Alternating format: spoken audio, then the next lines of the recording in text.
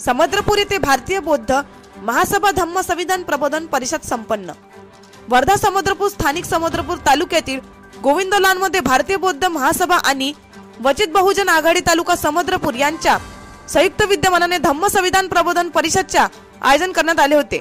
या कार्यक्रमात सकाळला मोठ्या प्रमाणात धम्म रॅली काढण्यात आले होते। प्रथम सत्र भारतीय बौद्ध महासभा इतिहास व वर्तमान या विषयावर अध्यक्ष आयुष्यमान मधुकर वानखेडे वर्धा तसेच मुख्य मार्गदर्शक आयुष्यमान भीमराव फुसे नागपूर यांनी आपले विचार मंथन केले।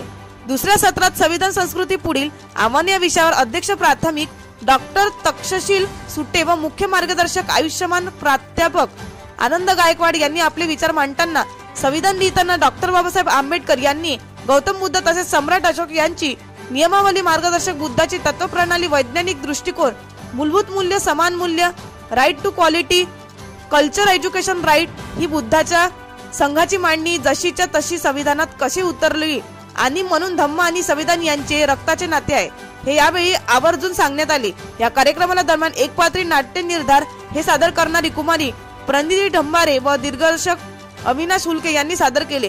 तसेच बौद्ध महासभेचे तालुका शहर प्रमुख म्हणून राजभाऊ गणवीर यांची नियुक्ती करण्यात आली। या कार्यक्रमाचे अध्यक्ष प्राध्यापक महाकाळे सर उद्घाटक राजूभाऊ लोखंडे हे होते। या कार्यक्रमाचे प्रास्ताविक वर्धा जिल्हा संघटक भारतीय बौद्ध महासभाचे व निमंत्रण प्राध्यापक अरुण भगत आणि आभार प्रदर्शक तालुका उपाध्यक्ष भारतीय बौद्ध महासभाचे राहुल भाऊ लोहकर यांनी केले। त्या कार्यक्रमाला विशेष सहकार्य तालुका अध्यक्ष वंचित बहुजन आघाडीचे राजूभाऊ धाबर्डे यांचे होते आणि मोठ्या संख्येने कार्यकर्ते यांनी हा कार्यक्रम यशस्वीरित्या पार पाडला। या कार्यक्रमाला उपासक व उपासिकांची मोठ्या संख्येने उपस्थित होते।